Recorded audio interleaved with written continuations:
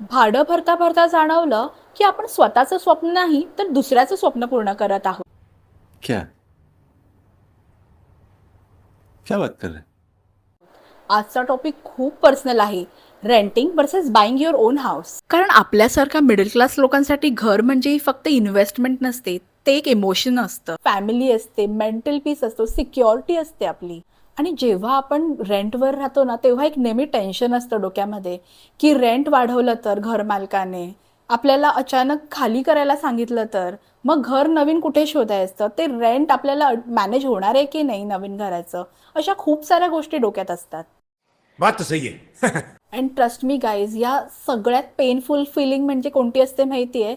जेव्हा तुम्ही कोणत्या तरी स्टोअरमध्ये जाता आणि तुम्हाला एखादी गोष्ट आवडते पण ती तुम्ही घेऊ नाही शकत, नॉट बिकॉज तुमच्याकडे पैसे नाही आहेत, पण ती वस्तू घेऊन तुम्ही ती घरात डेकोरेट करू शकता का कुणा दुसऱ्याच्या रेंटेड हाऊसमध्ये?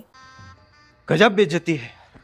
माझा एक पर्सनल एक्सपिरियन्स होता. मी आयकियामध्ये गेले होते. तिथे मला एक पेंडेंट झुमर आवडला होता आणि मला तो इतका आवडला होता, मी ऑलमोस्ट 2-3 वेळा गेले. म्हटलं हा घ्यायचा आहे, घ्यायचा आहे करून, पण मी तो कधी घेतलाच नाही.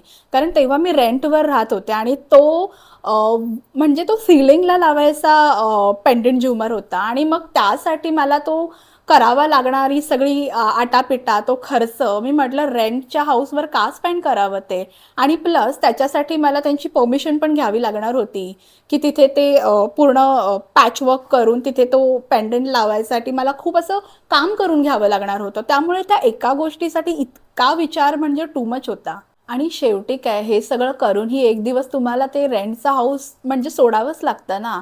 And trust me guys, that feeling is very painful. मी माझे ना काही फोटोज टाकेन, मी माझ्या रेंटेड हाऊसचे, मी तिथे कसं डेकोरेट केलं होतं. आणि लिटरली जेव्हा मी तिथून निघत होते ना, आय फेल्ट रिअली बॅड.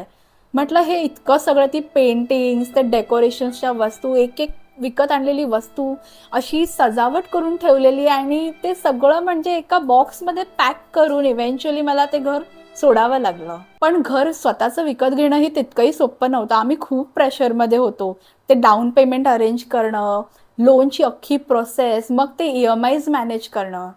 आणि एक वेळ अशी आली, आम्हाला असं वाटायला लागलं की ते रेंटवर राहत होतं ना तेच बरं होतं.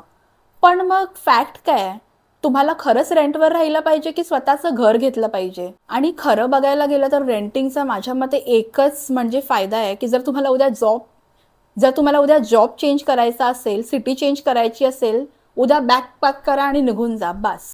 हो, पण रेंटिंग ना हे नेहमीच इझी नसणार आहे.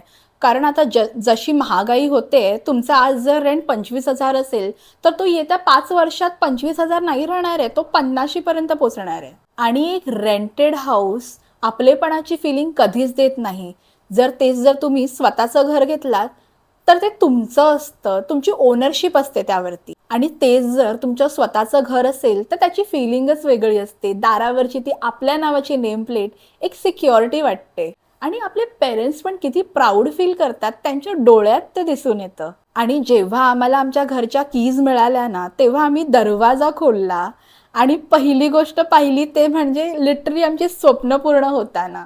तेव्हा ते घर पूर्ण असं खाली होतं, तरीही असं वाटत होतं की ते पूर्ण भरलेलं आहे आमच्या इमोशन्सने. आणि खरं सांगू तर दर महिन्याला EMI पे करणं हा एक त्रास आहे, पण तुम्हाला एक ना सॅटिस्फिकेशन पण मिळेल की तुम्ही EMI पे करताय पण तुमचं एक ॲसेट क्रिएट झालंय. आणि रेंटेड हाऊसचं काय, महिन्याच्या शेवटला पैसे गेले की विषय संपला. आणि माझ्या मते रेंटिंग हे तुम्हाला फ्रीडम देतं, पण ओनिंग हाऊस ही तुम्हाला एक स्टेबिलिटी देते.